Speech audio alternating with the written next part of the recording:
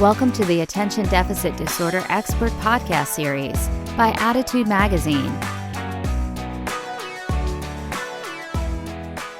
Hey everyone, good afternoon. I'm Susan Kaufman. I'm here for Attitude Magazine's ADHD Experts broadcast. Thanks so much for joining us to welcome Dr. Sharon Saline.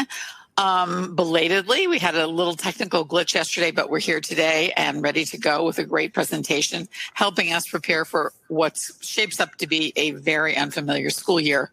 One in which so many schools are going to opt for some sort of hybrid learning model mixed with person and online, very not clear.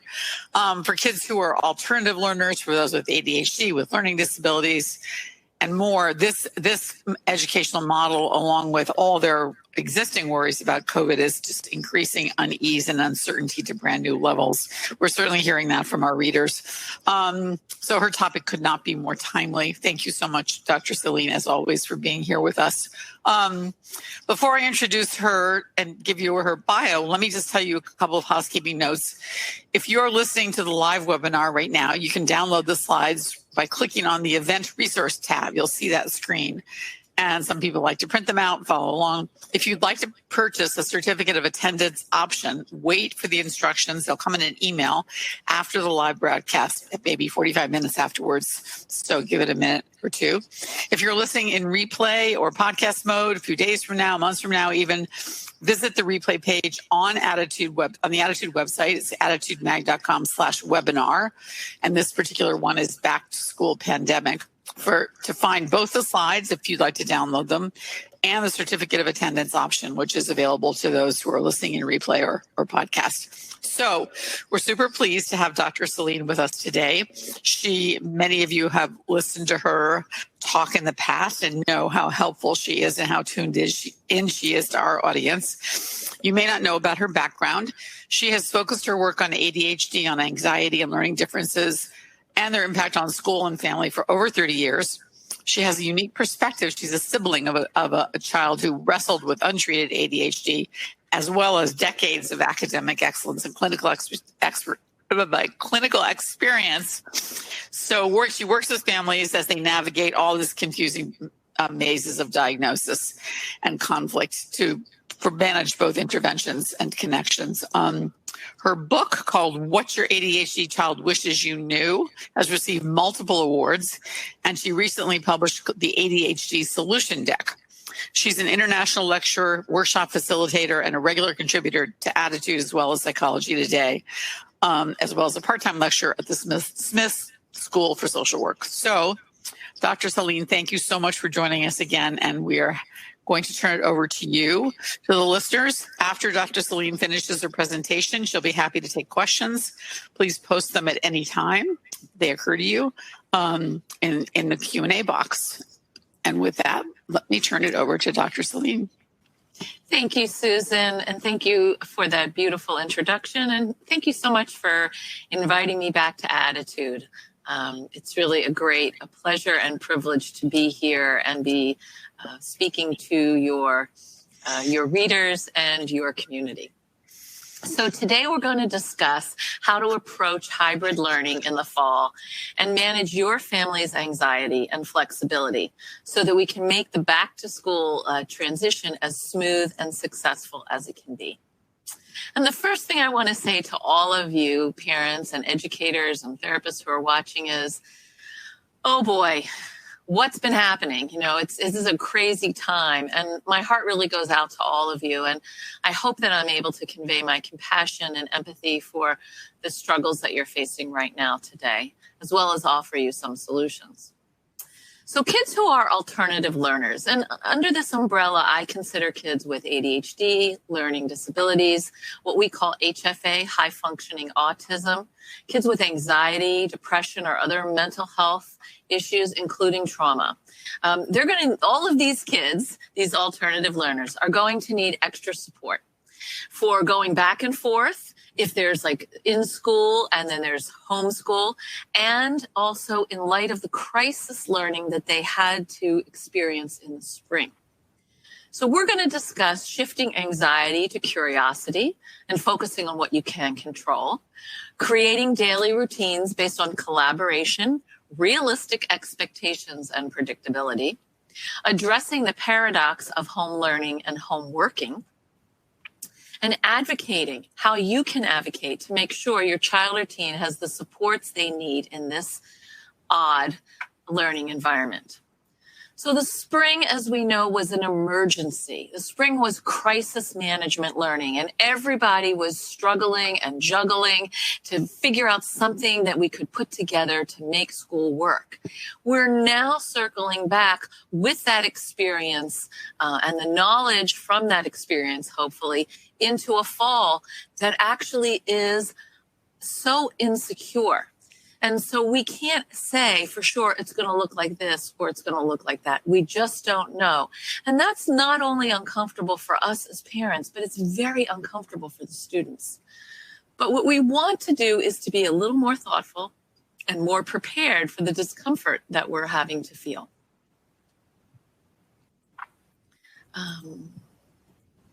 So I think if you could control the slides, that would be really great for me. Thank you. So I'm just going to say slide when I want the next slide. That would be terrific. So does any of this sound familiar to you? My daughter, Zara, who's 8 years old with ADHD and dyslexia. After a while, she could not handle Zoom anymore. She would run away. She would sit far away. She would do anything but focus. Another parent told me, remote learning was awful. My son's ADHD got the best of him. He is 13 and he defaulted to flight mode in regards to assignment completion, resorted to lying that he was doing them when he wasn't. And another parent said, not having to go to school and deal with other kids was much less distracting for my son, Devlin, who's 11 with ADHD and ASD.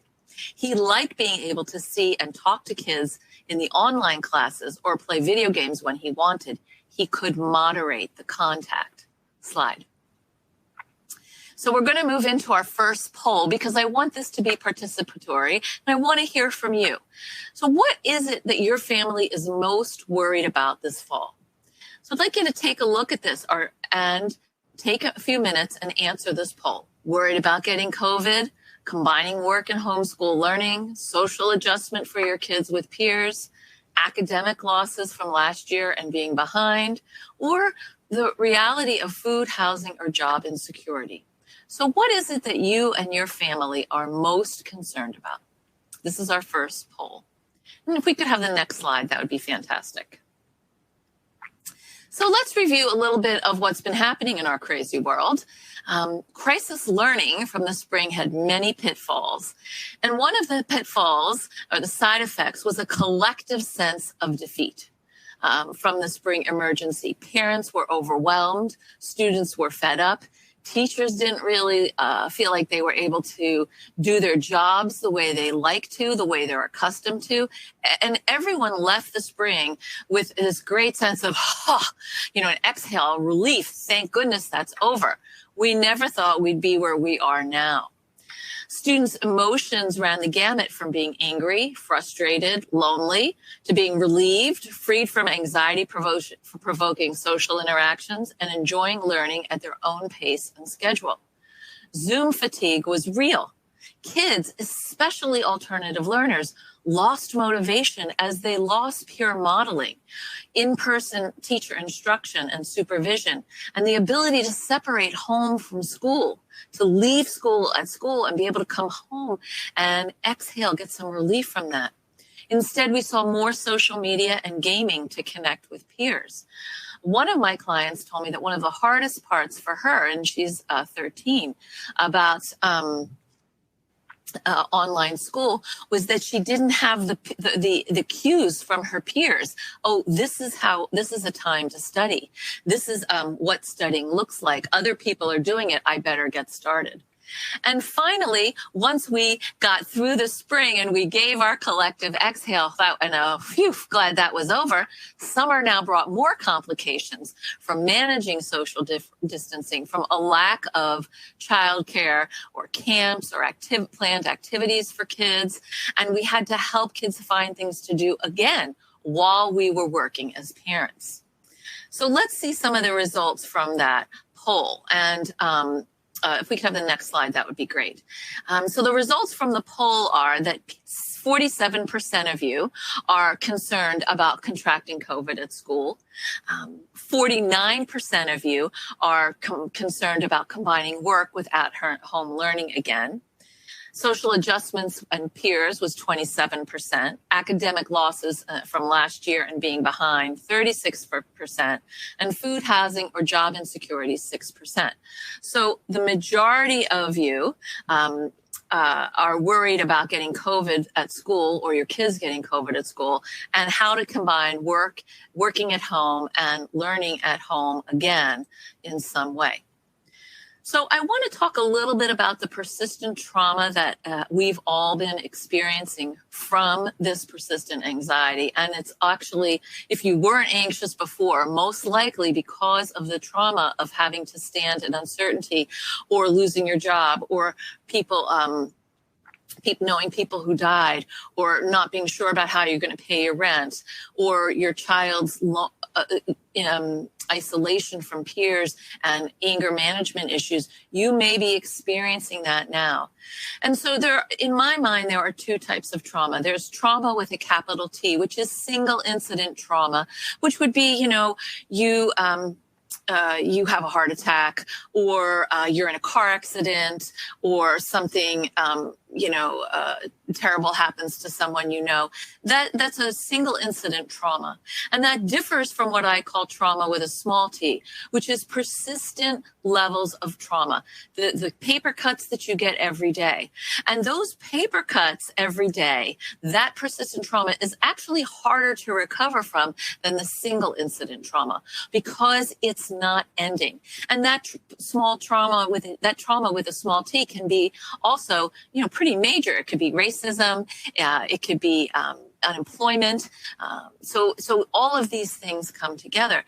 And when we have this kind of persistent anxiety, it heightens our anxiety. We are much more likely to live in an awareness and a worry about fight or flight mode.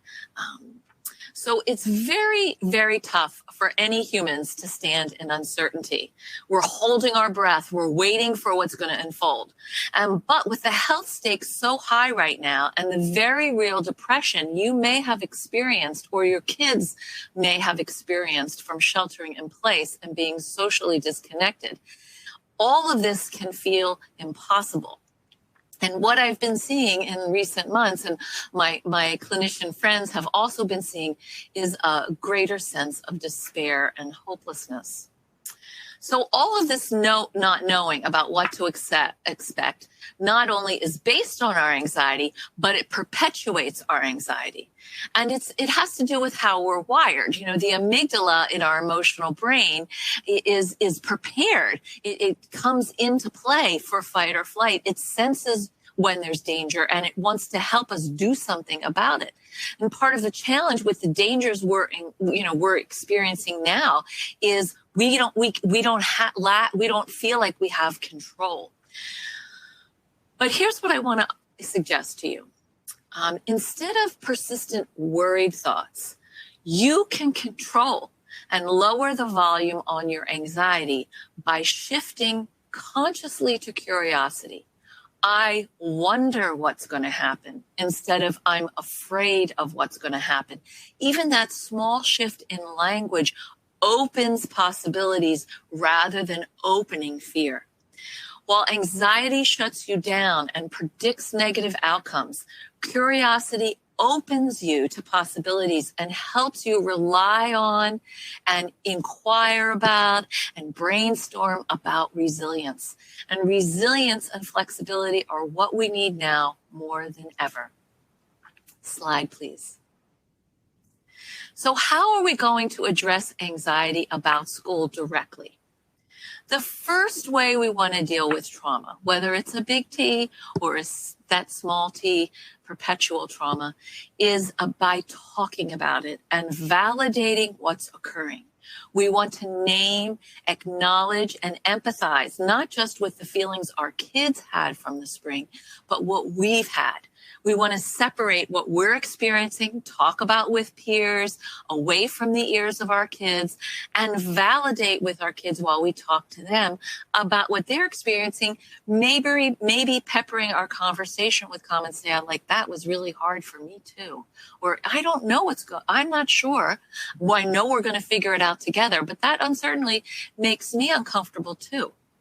So it's powerful to sit with whatever emotions are there and not ignore them. And this is key to processing both anxiety and trauma. And it is our prep work for what's to come, for dealing with what's to come. So we want to notice what's worked, describe a few successes from the spring and build on them. We want to pay attention to whatever positive shifts, whatever growth mindsets you may have seen, i.e., I can make a mistake and learn from it, rather, I can't. And this is going to help reduce our dread. We want to foster flexibility and resilience, and we want to do that for ourselves and our kids. So how are we going to do that? We're going to talk about health, safety, and social concerns about this fall. You're going to observe your child's behaviors and listen to what they're saying within earshot when they talk to their friends. That's when you'll get to understand some of what they're concerned about or what kind of brave front they're putting on. You're going to be ready to be for nighttime conversations. Kids often talk before they go to bed. Particularly teenagers will come in at 10 or 11 when you have you need to put toothpicks on your eyes to keep them open. That's just an analogy. And they want to have a deep talk with you then. In the car is always a great time to have a conversation. Walking and, when you're doing an activity. These are times when your kids are more likely, particularly teenagers, to tell you something that's going on for them. You want to notice what your son or daughter is saying in moments of anger and upset, because sometimes deep and important information is released in those moments.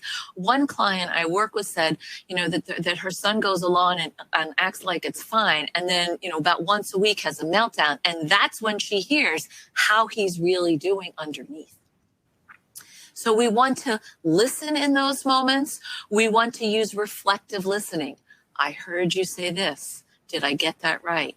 Is there anything else? We don't want to solve problems in those moments. We just want to listen, reflect, and ask, I have some ideas about that. Would you like to hear them? Or even before you ask that question, what are some of your ideas about how you might do it differently? You want to brainstorm 2 possible plans. Since we don't exactly know what's going to happen this summer, what will help is mapping out 2 possible schedules and routines that will give you a sense of control. If this occurs, if we're relying on hybrid learning and my child is going to school 3 days a week and home 2 days a week, this is a possible schedule for us.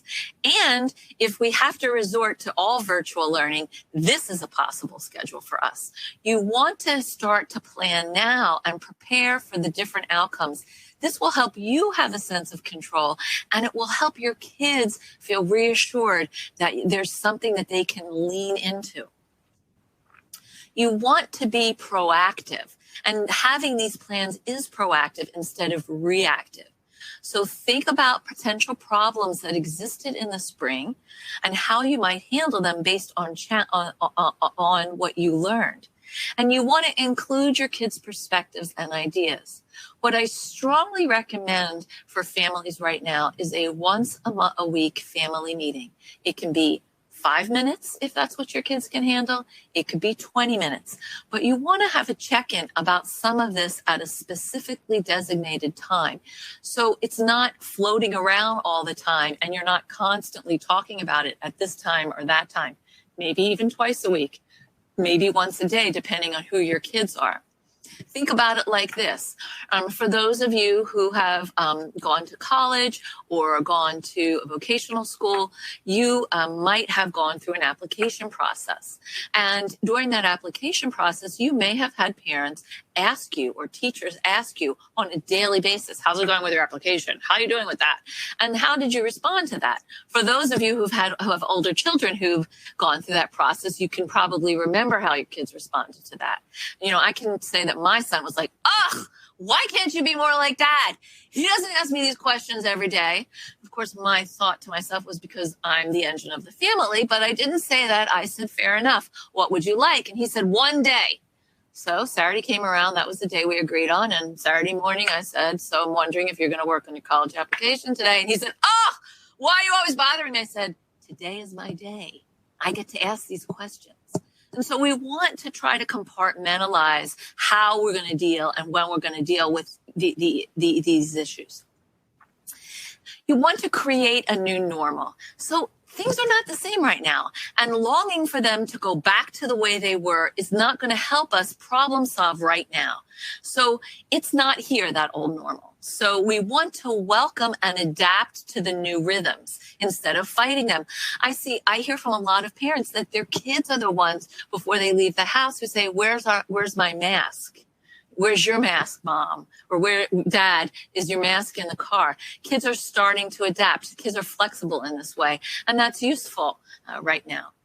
And we want to identify what kinds of resources you have available to you right now that you didn't before. We know more about the virus than we did before. So we know what safe social interactions look like. We can take out a tape measure and show our kids what 6 feet of distance is. We can exercise outside. If the weather is good, let's take advantage of it. We can try to seek an educational tutor and better intervention from schools for our kids. Next slide, please. So the first thing we want to do is realign our goals. What are appropriate goals given what happened in the spring and what school will look like in the fall in its various scenarios? So let's remember that kids with ADHD, learning disabilities, high functioning autism, or mental health issues have to work a lot harder in holding it together at school and in attending to the material, figuring out the material, and keeping their momentum going than their peers. We want for them, spending time, on activities that are both challenging and frustrating can lead to fatigue and resentment, along with decreased motivation. So whatever your child was capable of before COVID may have very little to do with what they can do right now. Even if kids are younger kids, and there's a big push for younger kids to be in school, they may have a more distracted attention span than they did before. There's still a worry, particularly if you're in school with a mask on. It's literally in your face all the time. So we want to talk with kids about what they would like to achieve for themselves this year and with their teachers, and share some of your own. Create 2 sets of expectations. 2 is the big number today. The first set of expectation is based on tasks that they enjoyed in the spring and were relatively easy and interesting to them that they were able to stick with. The second set of expectations are based on subjects that they really struggled with. We want to shore up those strengths and challenges simultaneously, but not identically. It's not the same thing for the strength and the challenge. It's okay to make accommodations for tough classes in hybrid learning without giving kids a pass. And they may do better in some classes than in others because this model of learning isn't well suited to them. Above all, the most important thing we want to focus on is our connection with our kids and making them feel valued as the intelligent people they are, whose brains learn differently. We want to focus on adaptability and growing their self-esteem as well as learning. That's really important right now because there's been a lot of loss for kids, and kids aren't feeling as confident as they usually do. Slide, please. So this is our second poll, just keeping you awake here and on your toes. What gets in the way of you creating and following routines? Fatigue, frustration, forgetfulness, perceived failure, meaning it's not going to work, it hasn't worked before, why bother? Or it only works for a few days, or all of the above. What gets in the way of you creating and following routines in your family? Next slide, please. So I talked earlier about prep work. So I'm talking a lot here today about preparation, because preparation builds success, reduces stress, and also increases confidence. So preparation helps us with flexibility.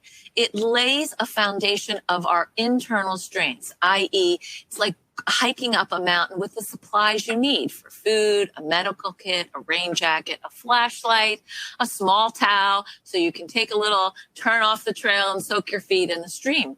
You have the tools that you need to have a successful hike, and you're flexible in how you use them. This is exactly what we want to do for the fall. Only the tools that we need would be something like the 5 C's of ADHD parenting: self-control, compassion, collaboration, consistency, and celebration. This collaboration is a key element to the successful plan you're going to create. So make this time for short family meetings to check in every week. This is when you can discuss what's going well in your routine and what's been problematic. It also allows you to tweak things. So let's see the results to our poll. The second poll. So 31% of you say fatigue gets in the way of creating successful routines. 38% say frustration. I hear you on both counts. Forgetfulness, perceived failure. And 43% of you said all of the above. So let's make sure we address that in the Q&A later. So we need to expect that there will be an adjustment period. Okay. And this adjustment period is that as children and teens are facing returning to school, they're going to have mixed emotions. On the one hand, they may look forward to seeing friends, reconnecting with teachers, and embracing a somewhat normal schedule to their lives. On the other hand, some kids will be very nervous about changes to school, possible COVID contamination, and social interactions. We want to assist kids by empathizing with whatever feelings they're having and normalizing their excitement and their concerns. Talk with your kids about the process of adjusting and how it takes time. Adapting to this new weird normal is going to take time, but it also takes practice. Maria Montessori said, practice makes progress. That's what we're aiming for. So again, back at my 2, we're going to have a weekly schedule. 2, you're going to come up with 2 rough ideas that you're going to, sort of streamline and edit as you get more information from your school systems or your schools. So you're going to collaborate with your kids and their teachers on how to set up a learning plan. And you're going to have a backup option, as I said, in case whatever plan you start the school year with, you now have to shift to. So we want to make the return to academics flow smoothly. And this will show kids, these 2 options, these 2 plans will show your kids that you've got things covered. And they can now relax a little bit and trust that things are going to be okay enough because they're not alone trying to manage it. When kids participate in setting up their routines, of course, they're going to have more buy-in and you'll have more success. And students, especially those with learning challenges, benefit from visual cues such as lists, a whiteboard in the kitchen that they can refer to instead of you nagging and reminding them. Students with learning challenges also benefit from having a break from learning. So let's make sure that that's in the schedule. I'm going to talk about that in a minute. So incentives, not punishment, will motivate your kids for unpleasant or unsatisfying tasks until their internal reward systems kick in around the age of 21. Okay, so the late teens, early 20s for neurotypical kids. So we want to add 3 years. The goal is that you want to link the have tos to the want tos. And you're going to have to establish some sort of system of earning privileges that make sense to their brains as well as yours. One of the things that I've seen a lot that's happened in families in this COVID crazy time is that parents in an effort like to keep their kids, basically happy and occupied, gave away a lot of screen time. And they also gave away some of their, what's appropriate parental hierarchical authority. And so we have to figure out a way for you to hold on to that without relying on punishment. Next slide, please. So how are we going to create successful daily routines? The first thing we're going to realize is that stress and fatigue hit the weakest executive functioning skills first and hardest. So let's be aware of what your kids' executive functioning challenges are, because you can be sure that when they're stressed or tired, that's what's going to go first. Maybe it's impulse control, maybe it's emotional control, maybe it's organization, maybe it's working memory. Overall, we want to use alerts on phones and computers for reminders when classes are starting, when breaks are happening, when banners fly across the screen. Kids pay attention to that. And for days when your student is home, make sure to include times in your schedule for a snack and stretch, for physical movement, chore time, and screen-free time to rest their eyes and their brains. Budget in fun screen time as well, with a baseline and additional earn time when they complete their have-to tasks. One thing I want to say about this is I want you to try to think like a camp counselor, okay? If you've never been to camp, maybe you've seen it on TV or in a movie. If you've been to camp, maybe you have some idea. If your kids have gone to summer programs, you have an idea. Camp operates in blocks. So there's like morning block, breakfast, get dressed. Then there's activity block 1. Then maybe there's a snack and stretch. Then there's activity block 2. Maybe there's lunch. Maybe that's a good time to take a walk after that. Then there might be, a final activity block. And then there's free time.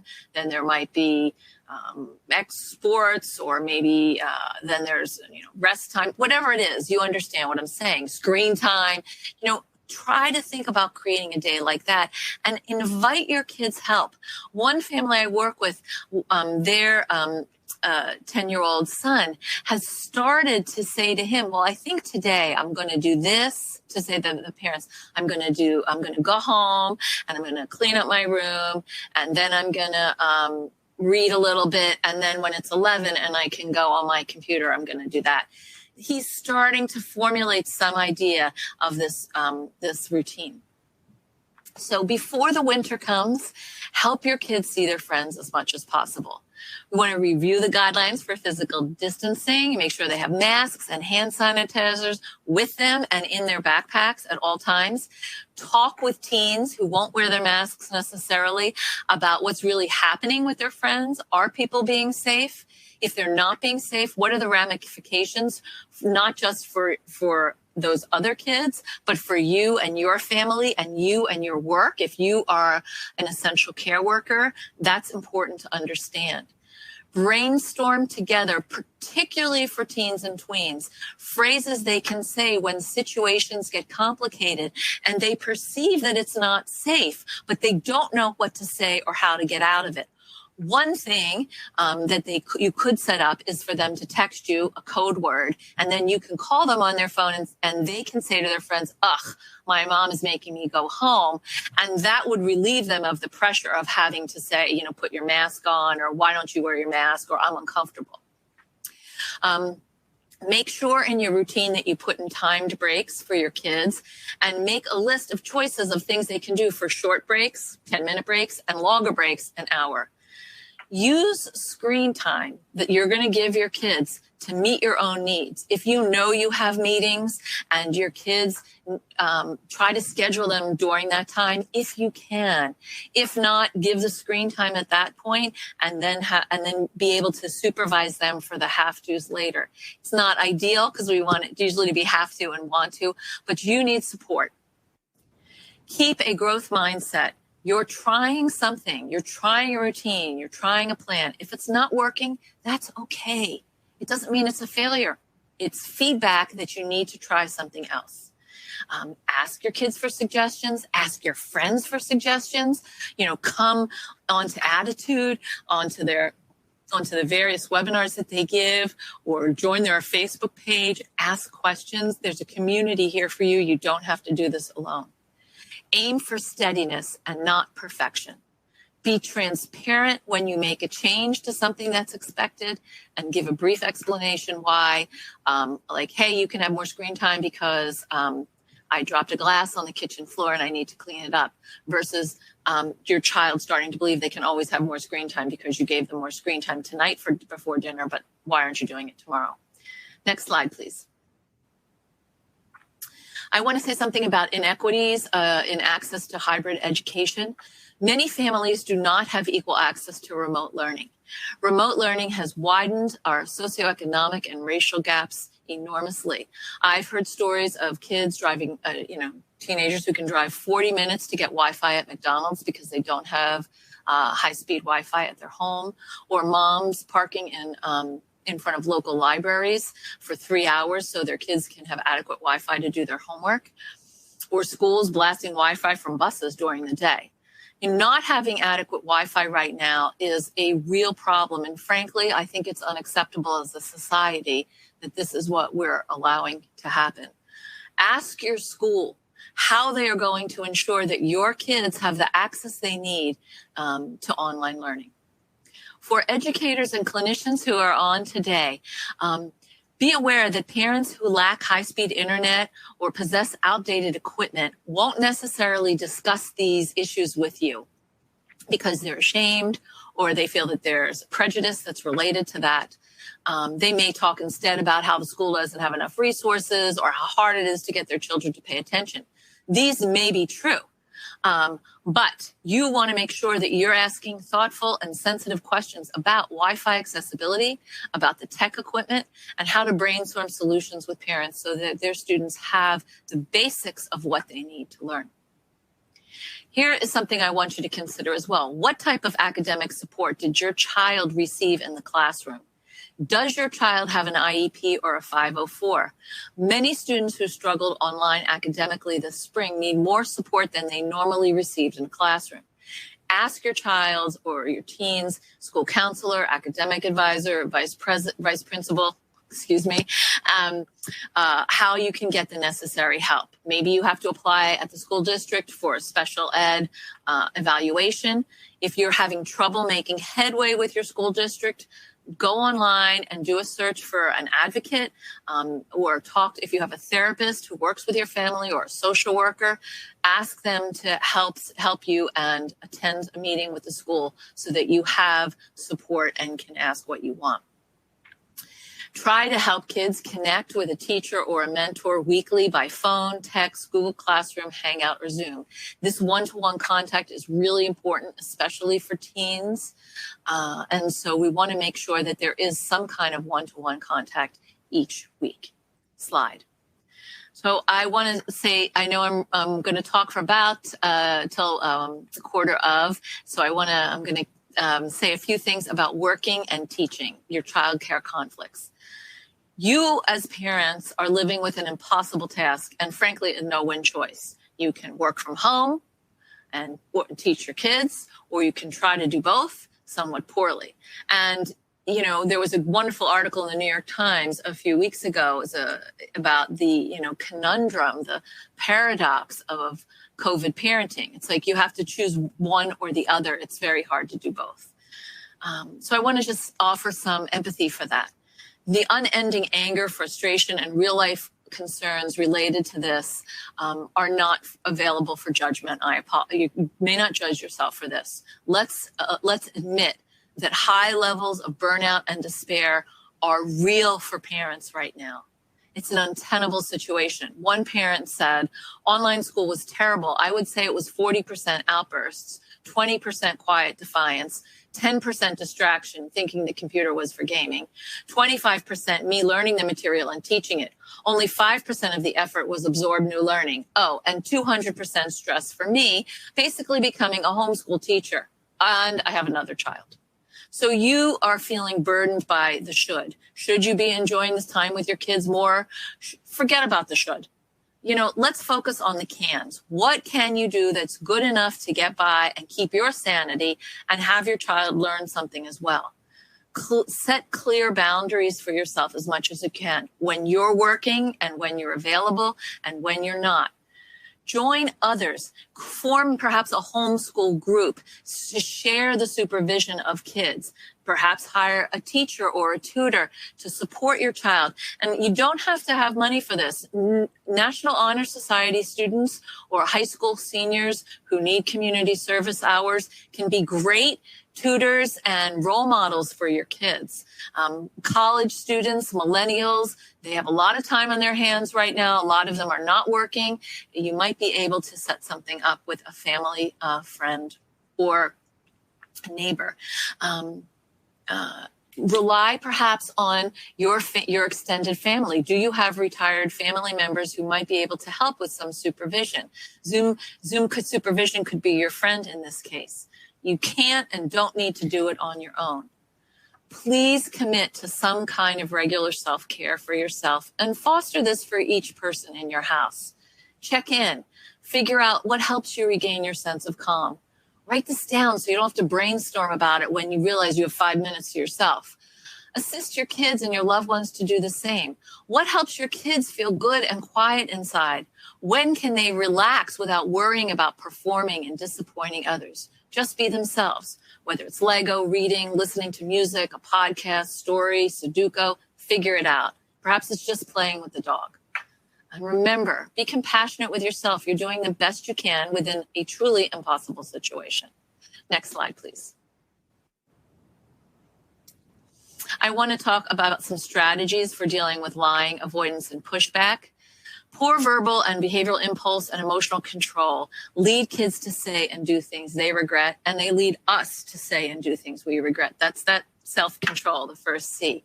So instead of dealing with that guilt and its companion shame, kids will make up excuses or deny their actions, and they hope you'll believe what they say. This kind of magical thinking. Well, if I wish I hadn't said it, or I pretend I didn't, then maybe it didn't happen. Become a lie detective. Honesty is consistent. Lies shift and change. Rehearsed stories are usually false. Observe facial and bodily expressions. Honesty looks relaxed and open with direct eye contact. Set up reasonable consequences and ask your kids what they think should happen when they lie to you. Be predictable and fair in establishing these consequences. Whatever the consequences should fit the offense. And encourage accountability, and what that means in real time. Call me to pick you up at midnight, anytime, anywhere, with no questions at that time. Talk about what real apologies look like and what it means to make amends. Saying you're sorry and not meaning it doesn't mean much. Saying you're sorry to your sister because you pushed her, and sitting down and reading a story to her means something. Kids with who learning differences are A+ avoiders. They don't like what they have to do, and they'll procrastinate so they don't have to do it. They'll lie about it, so I'm not accountable. We want to help them figure out how to approach tasks that are in front of them by breaking them down into small enough chunks that they can complete them and feel good about them. Pushback and oppositional behavior may mask other emotions such as anxiety or depression, especially in boys. Remember that kids act out when they're bored, angry, confused, frustrated, or anxious. Expect it instead of being surprised. Plan for what you're going to do by having a discussion with your kid. Okay, so the next time that you slam doors in the house, what's our plan going to be? What are the options going to be for you? don't address problem behaviors in the moment because there's no listening. The amygdala has hijacked the prefrontal cortex and it's running the brain. We want to get the amygdala back, and that's through calm. It usually takes between 10 and 15 minutes to slow down a stress response so you're back to your baseline. Okay, next slide, please. How can you reduce family overwhelm? Remember that people can change one thing at a time. Kids, particularly alternative learners, can be overwhelmed by too many directions with too many steps, and they struggle with weaker memory often or slower processing speed. So we want to help them with their working memory and help you not be a nag by writing things down and having them work on changing one behavior at a time. Notice the progress that they're making in the process, the efforting, how they're trying, not just how they're succeeding, how they're accomplishing things. Expect your kids to struggle and be surprised when they're not. You leave them voice memos or Post-its. Next slide, please. So we want ultimately to zoom out. We want to keep our perspective here with ourselves and with our kids. Be persistent in getting the help your student needs. And if you're struggling with this, talk to your primary care provider or your pediatrician about what resources might be available to you that you are not accessing. Celebrate the wins. So we're going to notice and validate our kids when they're trying things and they're doing something different, even if they don't accomplish it. But we're surely going to notice when they do what we asked. You cleared the table as you're supposed to. High five for that. You picked up your room on Saturday per our agreement, so you can go out with your friends. Way to go. Focus on what the big goal here is. And the big goal is having and maintaining a positive connection with your child or teen. So this doesn't mean capitulating to them or handing over your parental authority. It means working with them for solutions and holding your ground when they don't cooperate. Which means that if this is what you agree to as a consequence, before the event happens, then this is what we've agreed to, even if your kids are unhappy. We have to assist them in managing their disappointment muscle, and we have to manage ours. Make choices that support a balanced relationship. And please take care of yourself. Thank you. Okay, thanks so much, Dr. Saline. That was filled with really great information, and we have lots of questions here. So let me just start with one that won't surprise you, and it's about Zoom fatigue.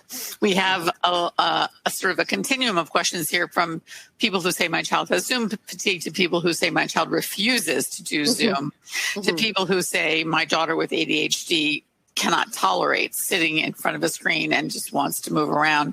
The general question being, here we are facing screens for school, how to handle kids for whom that is just extremely difficult by definition. I really, my heart goes out to these kids and to you parents. I don't know about you, but those of us who are working on our computer all the time now, for me, I'm used to seeing people in person and combining that with computer work. I'm on my computer all the time. And sometimes at the end of the day, I just want to throw it out the window, And so I hear these stories from these kids. I'm like, I know what you mean. It's terrible.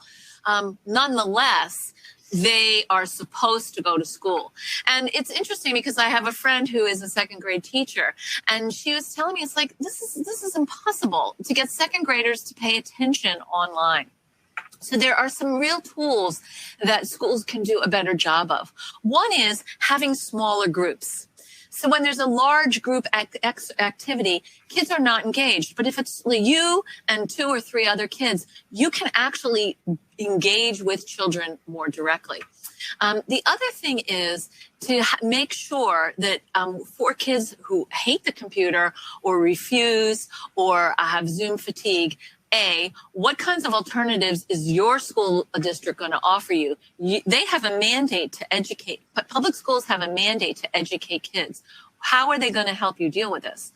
And I would do screens in very small chunks. we're going to build up the muscle. So let's just do 5 minutes. And then the next hour, we'll do another 5 minutes. And then you can start to sort of build up the tolerance for that. The third thing is that the material has to be interesting. You know, I mean, a lot of times it's just not that engaging. And so the schools are sharing material that isn't super engaging. So we want to, again, brainstorm with the schools who are mandated to teach. What kind of material would be more engaging for kids who have attention issues, and particularly little kids who don't really want to sit in front of the computer? They might sit in front of the computer to listen to a story, or they might be able to tolerate a 5-minute lesson. For those kids who are absolutely refusing online, I would encourage you to think about how the school Sharon, we can't hear you. Sharon, I think Yes. Since our moderator is signing off, I think that we will go ahead and end the webinar. But as Susan mentioned, everyone, Sharon is going to be on Facebook Live later today. I believe it was 4 p.m. Eastern, if that's correct, Sharon. Yes. So since people can't hear me, what I want to say is I do see the questions, and I could answer a couple of them if you want. But what I want to respect that Susan is the moderator. And what I would encourage you to do is I do a live Facebook every week for Attitude at 4 p.m. Eastern Standard Time. This is exactly the topic I'm talking about today. So please bring your questions. I would be very happy to answer a question or two if that's okay with you, Lily, because I do see them. Looks like we still might be picking up a bit of sound from Susan. So just to make sure that we don't have any further interruptions, I do think I'm going to go ahead and cut things off here. But okay. I just want to thank you again for a fantastic webinar, Sharon, and everyone. Not next week, but the week after, we'll have our next webinar, Tuesday, August 11th, on revving up your child's executive functions for a successful school year. So apologies again for this little technical difficulty at the end, but please definitely tune in to hear more from Sharon on Facebook Live later today. Thanks, Sharon. Thank you so much, everybody. I'm sorry for the inconvenience. And please go get your free handout on pivoting toward hybrid learning, which is connected to the webinar. Thank you. For more Attitude podcasts and information on living well with attention deficit, visit attitudemag.com. That's ADDITUDEMAG.com. That's ADDITUDEMAG.com. That's ADDITUDEMAG.com.